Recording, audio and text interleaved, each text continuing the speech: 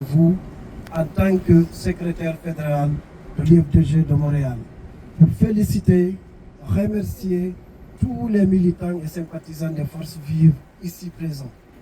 L'objectif de la marche d'aujourd'hui est de profiter de l'occasion du 67e anniversaire de l'armée guinéenne pour saluer la bravoure de notre vaillante armée, mais également pour dénoncer les dérives autoritaires du CNRD, la confiscation du pouvoir et la décadence morale du peuple pris en otage par des politiciens sans honneur, sans dignité, sans foi ni loi.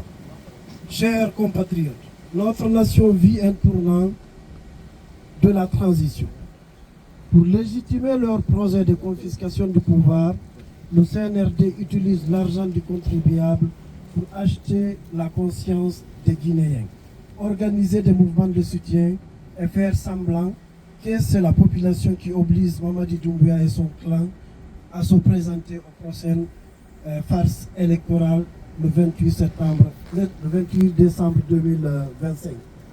Le CNRD a utilisé toutes les manœuvres politiques et discriminatoires pour faire disparaître certains membres influents de la société civile et exclure les principaux leaders des partis politiques, dont le président Cellou Dalein Diallo, Sidya Touré, Aliouba, des prochaines mascarades électorales pour asseoir leur dictature pour les 7 voire 14 prochaines années, selon leur constitution.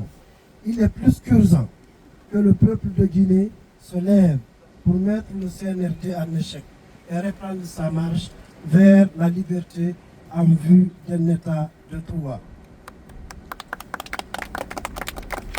Pour ce faire, nous, Forces vives guinéennes du Canada, lançons un appel à notre vaillante et brave force armée pour qu'elle soit au service du peuple et que l'intérêt général de la nation prime surtout pour elle, chose sur laquelle elle a prêté serment.